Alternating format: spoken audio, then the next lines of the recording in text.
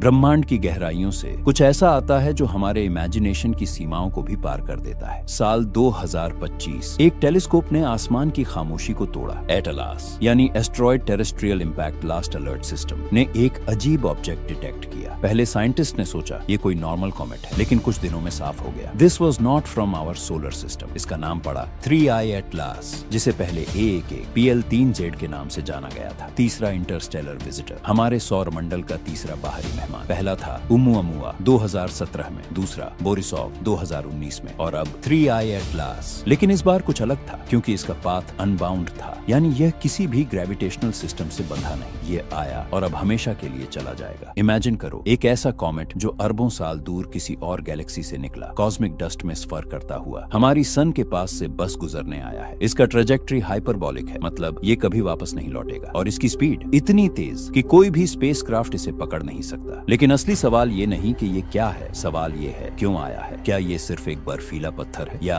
किसी cosmic message का वाहक? कई साइंटिस्ट कहते हैं इसमें कोई खतरा नहीं, ये अर्थ से 1.8 एस्ट्रोनॉमिकल यूनिट यानी 269 करोड़ 27 लाख 1,667 किलोमीटर दूर से गुजरेगा। लेकिन कुछ इंडिपेंडेंट रिसर्चर्स मानते हैं कि हर इंटरस्टेलर विजिटर अपने साथ इंफॉर्मेशन लाता है about the unknown parts of the universe. क्या 3I एटलास हमारे लिए एक ग्लिम्स है किसी और सिविलाइजेशन का, या सिर्फ नेचर का एक रैंडम ट्रैवलर? जब आप रात के आसमान में सितारों को देखो, सोचो कहीं उसी डार्कनेस में वो गुजर रहा होगा, अरबों वर्षों का सफर तय करता हुआ, चुपचाप किसी अनकही कहानी को साथ लिए, और शायद वो कहानी अब हमारी दुनिया के दरवाजे पर है।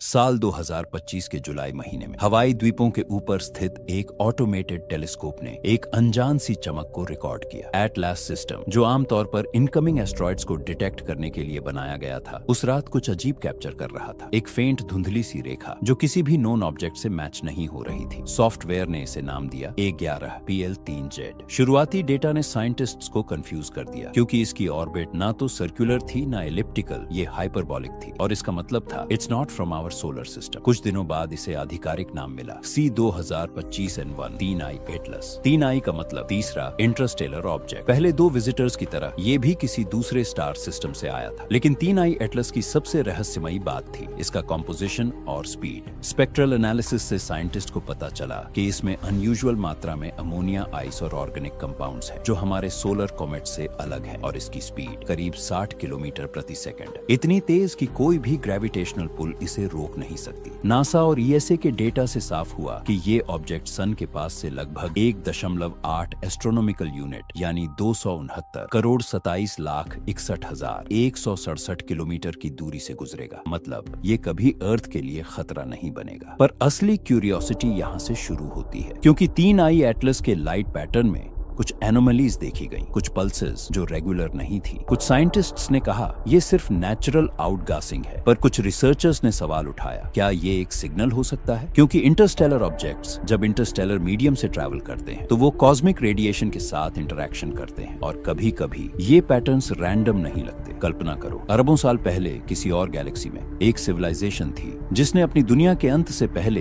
एक कॉमेट को लॉन्च किया, एक टाइम कैप्सूल की तरह, और अब वो कैप्सूल हमारी ओर बहकर आया है 3I एटलस के रूप में। क्या ऐसा हो सकता है? शायद नहीं, या शायद ब्रह्मांड हमें ये बताना चाहता है कि हम अकेले नहीं। जब भी साइंटिस्ट्स किसी इंटरस्टेलर विजिटर को ऑब्जर्व करते हैं, वो उसे सिर्फ एक ऑब्जेक्ट नहीं, एक मैसेंजर मानते हैं, क्योंकि हर कॉमेट अपने साथ लाता है information, chemical fingerprints of distant worlds. तो क्या 3I एटलस भी एक कॉस्मिक पोस्टकार्ड है, अरबों साल पुराना, किसी और सन सिस्टम से भेजा गया, या ये सिर्फ यूनिवर्स की एक रैंडम ग्लिच है जो हमारी क्यूरियोसिटी से खेल रही है? हर आंसर के साथ एक नया क्वेश्चन उठता है, और शायद यही तो 3I एटलस का असली पर्पस है, to make us question our place in the universe. लेकिन ये कहानी अभी खत्म नहीं हुई, क्योंकि 3I एटलस अब सन के सबसे पास पहुंचने वाला है, और उसके बाद जो डेटा मिलने वाला है वो हमारे कॉस्मिक हिस्ट्री की सबसे बड़ी डिस्कवरी हो सकती है, या सबसे बड़ा रहस्य। जैसे जैसे 3I एटलस सन के करीब आने लगा, साइंटिस्ट्स पूरी दुनिया में अपनी निगाहें उसी पर टिका चुके थे। नासा, ESA,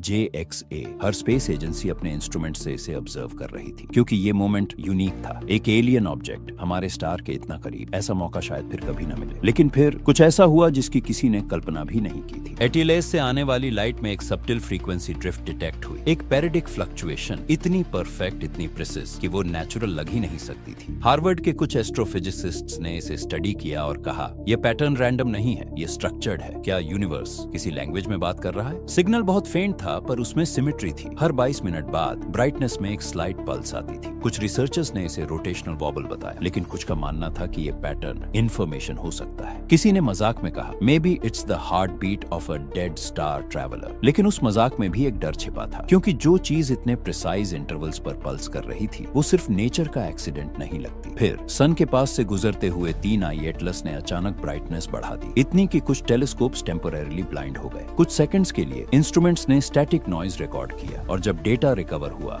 तो उसमें कुछ कोडेड पैटर्न्स दिखाई दिए, बाइनरी लाइक सीक्वेंसेस, 1 0 0 1 1 0, कुछ नहीं। फिर अचानक फिर वही पैटर्न, और सबसे डराने वाली बात, ये पैटर्न उमुमुआ के 2017 के रेडियो इको से स्लीटली मैच कर रहा था। क्या ये कोइंसिडेंस था या दोनों इंटरस्टेलर विजिटर्स किसी अनसीन नेटवर्क का हिस्सा है? वैज्ञानिक कहते हैं ये नॉइज है, कोइंसिडेंस है, पर ह्यूमन माइंड पैटर्न्स खोजने के लिए ही तो बना है। और जब दो कॉस्मिक विजिटर्स एक जैसे संकेत दें तो इमेजिनेशन रुकती नहीं। कई लोग कहते हैं कि 3 आई एटलस के अंदर डीप स्पेस से ट्रैपर्ड रेडिएशन है जो बिलियन ऑफ ईयर तक कंप्रेस होकर एक नेचुरल सिग्नल बनाती है। पर कुछ इंडिपेंडेंट रिसर्चर्स अब इसे आर्टिफैक्ट हाइपोथेसिस कहने लगे हैं, यानी ये कोई आर्टिफिशियल रेलिक भी हो सकता है, एक साइलेंट प्रोब जो अपने ओरिजिन की तलाश में ट्रैवल कर रहा है। और अब जब वो हमारे पास से गुजरा, शायद उसने हमें नोटिस किया, क्योंकि 3 आई एटलस के गुजरने के कुछ घंटे बाद एटीएलएस ऑब्जर्वेटरी की कम्युनिकेशन लाइन पर एक अनएक्सप्लेन्ड इंटरफेरेंस डिटेक्ट हुई। Frequency same as comet's emission, duration 13 seconds, origin unknown. क्या वो सिर्फ कॉस्मिक इको था या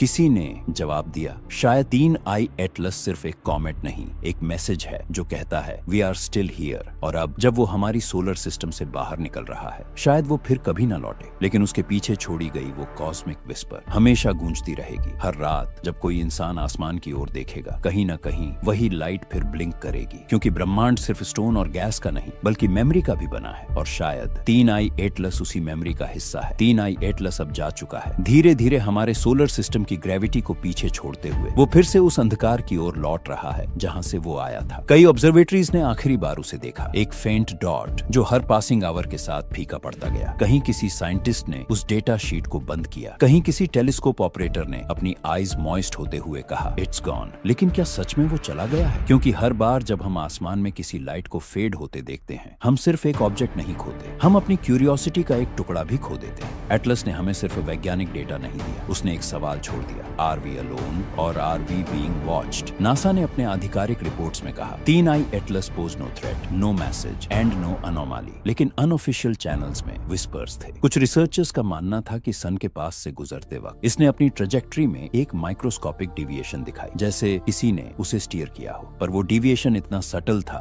कि उसे प्रूव करना ऑलमोस्ट इम्पॉसिबल था। कभी कभी रहस्य अपने उत्तरों से ज्यादा खूबसूरत होते हैं, क्योंकि अगर हम हर मिस्ट्री को सॉल्व कर लें तो शायद यूनिवर्स का जादू खत्म हो जाए। 3 आई एटलस ने हमें याद दिलाया कि हमारे बीच से गुजरने वाली हर कॉस्मिक चीज एक स्टोरी टेलर है, एक कहानी जो हम तक पहुंचती है लाइट ईयर्स की दूरी तय करके। शायद वो किसी सिविलाइजेशन की आखिरी ब्रेथ थी, या किसी स्टार का टूटा हुआ ड्रीम, या फिर सिर्फ नेचर का एक साइलेंट मिरेकल। पर जो भी था, उसने हमें ये एहसास जरूर कराया कि इस इन्फिनिट डार्कनेस में भी हमारे और किसी अजनबी के बीच कभी कभी एक ब्रीफ कनेक्शन हो जाता है। और जब अगली बार कोई इंटरस्टेलर विजिटर आएगा तो शायद हम ज्यादा तैयार होंगे, न सिर्फ उसे देखने के लिए बल्कि उसे समझने के लिए। क्योंकि 3 आई एटलस ने सिखाया कि यूनिवर्स में कुछ चीजें सिर्फ एक्सप्लेन करने के लिए नहीं बल्कि फील करने के लिए होती है। और जब तुम आज रात आसमान में देखो, अगर कोई हल्की सी लाइट दूर होराइजन पर चमके, तो शायद वो 3 आई एटलस ही हो जो तुम्हें याद दिला रहा हो कि ब्रह्मांड अब भी जिंदा है और उसके दिल की धड़कन अभी भी सुनाई देती है। This is not the end, it's just another beginning somewhere beyond the stars.